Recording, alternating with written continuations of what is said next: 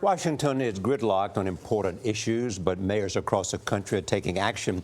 The mayor of South Bend, Indiana, is one of them. Pete Buttigieg has worked to bring new jobs and industry to his city. He transformed an old factory into a business park for tech companies. He raised the minimum wage for city employees, and now he is working on a paid family leave plan. The man is known simply as Mayor Pete in South Bend. He's considered a rising star in the Democratic Party.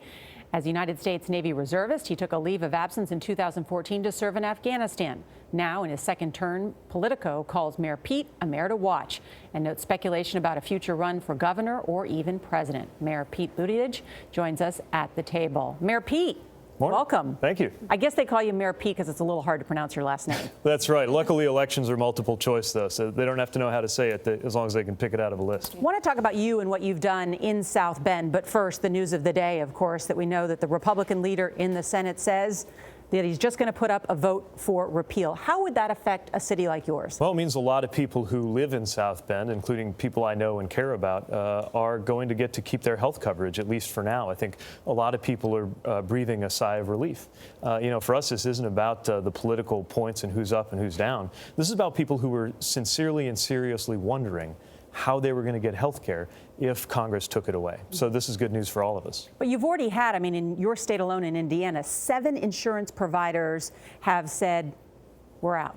Yeah, and when they do, it's largely citing the instability created by the president, who's talking down a system that a lot of people depend on. Could it be better? Absolutely. But tearing it down or destabilizing it doesn't benefit anybody. And there are a lot of people whose family's well-being, my partner's mother, just to give you an example, she relies on this tube of cream. It's actually chemotherapy for skin cancer.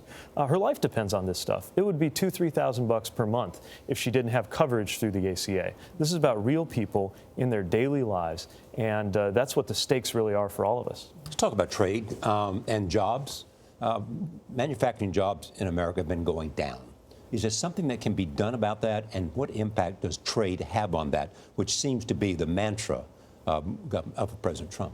Well, we need to understand that you can't unglobalize the world and you can't turn back the clock on technology. What you can do is create a reality where technology and trade are a situation where workers have a place in the economic story other than that of victim. Right now in South Bend, we've got workers, union auto workers, who are working on a line with a contract assembly, making Mercedes vehicles that are sold to Chinese customers. So you've got American union auto workers making German cars going to Asian markets, shipping the goods, not the jobs, to Asia. Workers can win in today's economy, but it's not going to happen by turning back the clock. You don't want to start a trade war, but does the president have a point in which he says there's a lot of unfair trade agreements in place that hurt American workers? Well, it's certainly the case that American workers feel that they've been treated unfairly, and that's not just because of trade. But are they right? They've been treated unfairly. I think that it's easy to blame trade when technology has changed a lot of things. But yes, workers are being treated unfairly.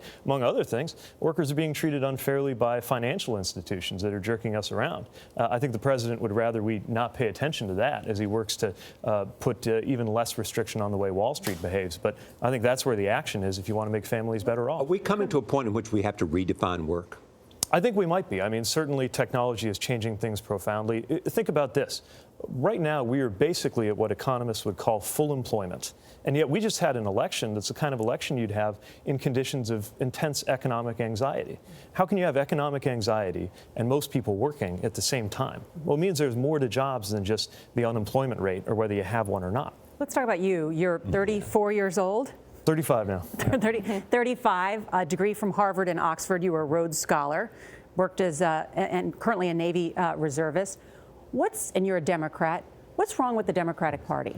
Well, I think we're tying ourselves up in knots over what our message is going to be, and sometimes falling into the trap of thinking it's all about Russia or it's all about opposition, when the thing that Democrats, in my view, have always been about, at least the reason I'm a Democrat, is that we're a party that exists to defend and support ordinary people going about their lives. I think that's a powerful message. And I think we've got a lot more going for us as a party than we think if we get back to our values, get back to our message. So what happened? Why did you need to get back to your message and get back to something? What happened to the Democratic Party so that it lost that, so that in the 2016 election, people didn't think of the Democratic Party that way. I think they didn't hear their Was it message. too much focused on identity politics? I think it was too much focused on Washington. You know, the show has become so mesmerizing, even more so since the election because it's so twisted. We can't take our eyes off it. And so we're talking about what's going on in the Capitol without remembering that the only reason any of that even matters is what those decisions do to people in places like South Bend. And Democrats used to be very good at talking about that, but now we're so consumed with who's up and who's down and what's happening in this committee and the Russia, and believe me, I get that that matters. But look, even if this investigation leads to a new president, it doesn't change the fact that only 4 in 10 Americans currently believe that Democrats are for something. They've got to know what we're for, not just what we're against. You're a progressive Democrat in a state that Donald Trump won by double digits. Its former governor is now the country's vice president.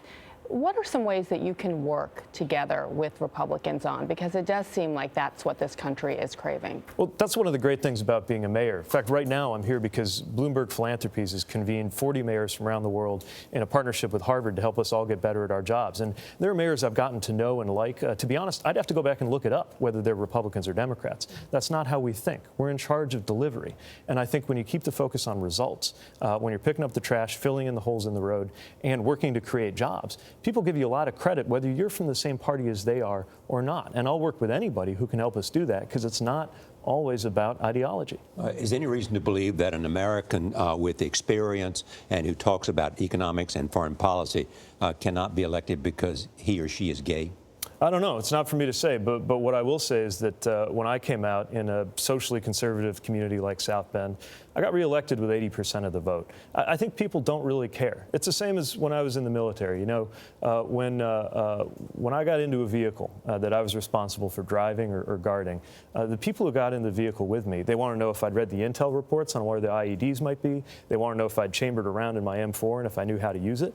They didn't care whether I was a Democrat or Republican, whether my father religion was? Yeah, or whether I was going home to a boyfriend or a girlfriend. They just cared whether they could trust me with their lives. And I think it's the same relationship people have to their mayors and their political leaders. Well, Mayor, Thank you for coming. thank you so much for coming by. We appreciate it, Mayor Buttigieg.